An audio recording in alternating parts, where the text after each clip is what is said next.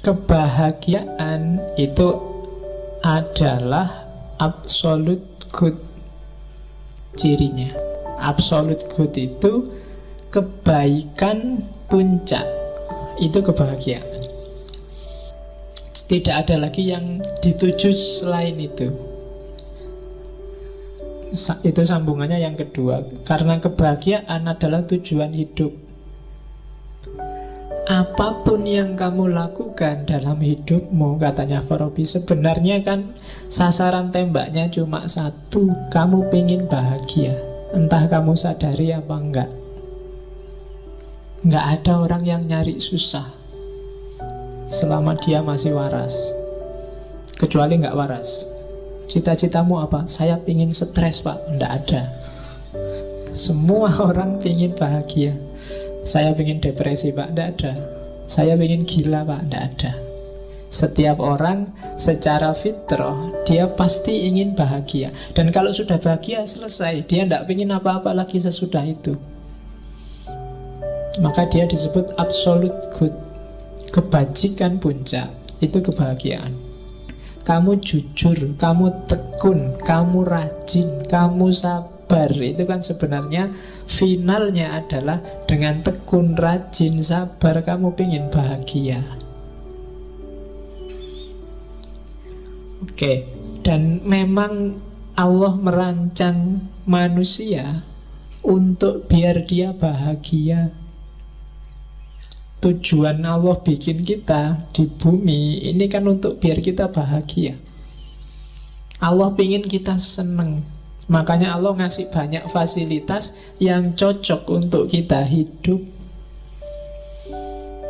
Kan bumi dan isinya ini kan pas banget untuk kita hidup. Kenapa sih kok Allah sempet-sempetnya ngasih kita yang pas luar biasa untuk hidup kita? Karena Allah ingin kita bahagia. Apa-apa mudah, apa-apa tersedia. Kalau ada yang kurang kok ndak ada, biasanya karena pokal kita sendiri. Tapi Allah menyediakan full. Dan gak ada bayarannya, gratis. Kalian dikasih tangan cuma 2, dikasih kaki 2, dan itu pas. Dan dikasih akal. Akal itu kan luar biasa. Gak ada hewan yang dikasih akal selain manusia. Jadi ya kan kita kan hewan jenisnya, hewan yang berpikir.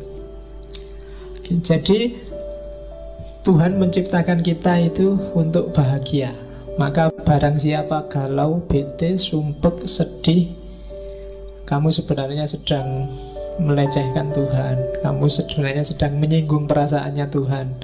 Sudah dikasih macam-macam kok kamu masih bete, kamu masih galau. Itu yang bikin kemarin waktu kamu kecil, waktu kiai-kiaimu selalu bilang bahwa bersyukurlah. Dengan syukur nikmatmu akan ditambah. Karena seandainya akal kita normal, sebenarnya melihat semua fasilitas dari Tuhan tadi, pasti kita akan bersyukur dan bahagia. Seandainya ada masalah sekalipun, ya mungkin setiap orang tidak ada yang tidak punya masalah. Kalau di persentase, mungkin masalah hidupmu itu tidak ada 10%-nya. Nikmat dan kebahagiaan yang kamu dapat dari Allah. Silahkan kamu tulis nanti pulang dari sini, sebenarnya problemku itu apa sih?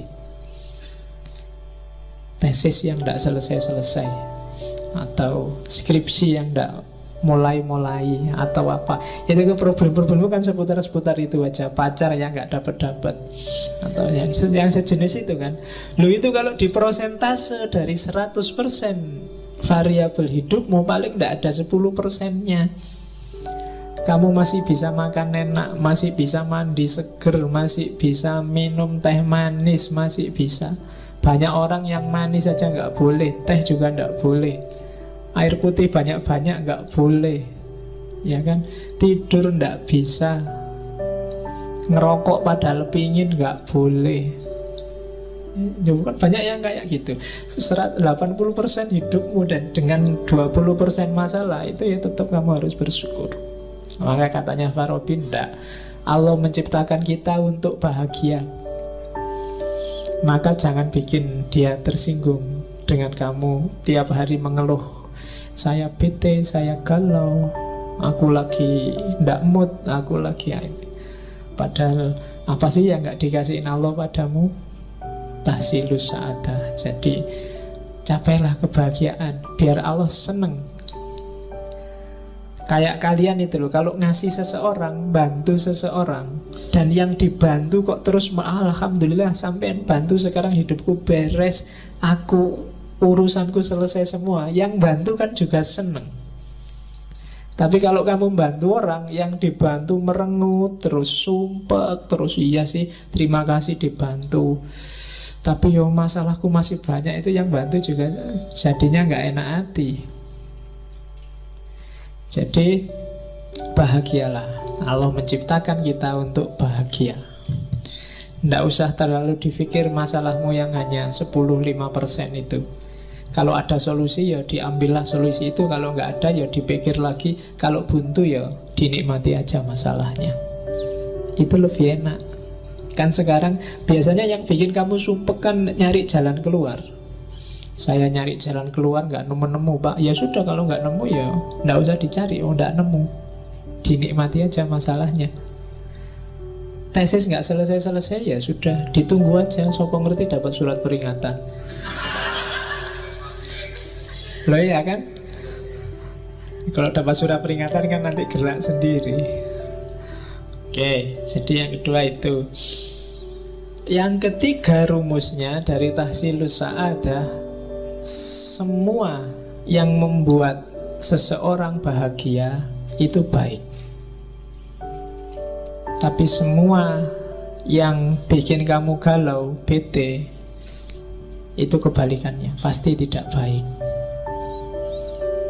Kalau tesismu nggak selesai-selesai, itu pasti tidak ada yang tidak baik yang sedang kamu jalani. Mungkin kamu males, mungkin kamu nggak tertib, mungkin kamu ogah-ogahan, mungkin kamu mismanajemen waktumu, pasti ada yang salah. Dan itu membawamu pada ketidakbahagiaan. Dan semua yang membuatmu bahagia itu pasti baik.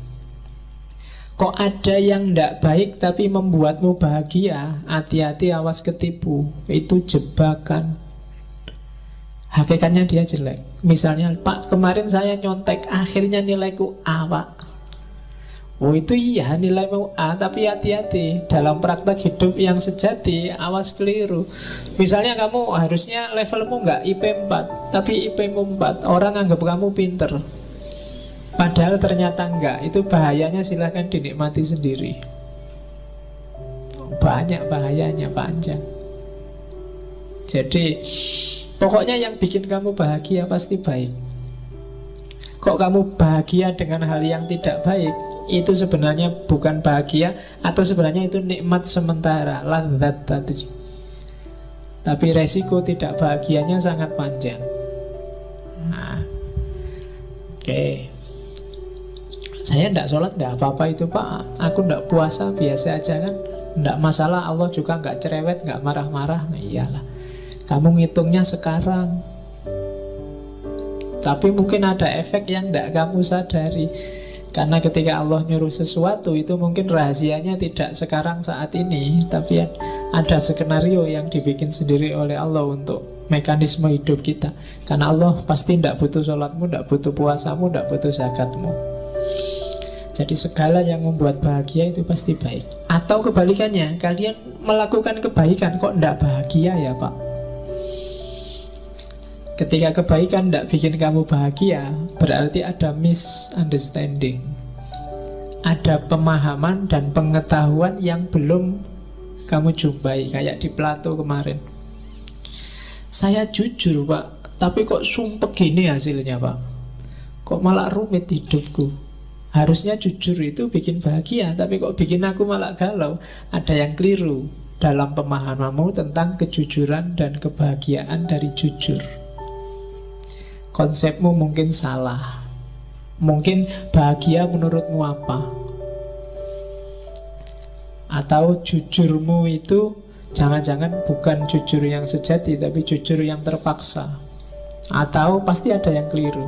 Pokoknya rumusnya katanya Farabi, perbuatan baik hasilnya pasti bahagia. Rumusnya di situ.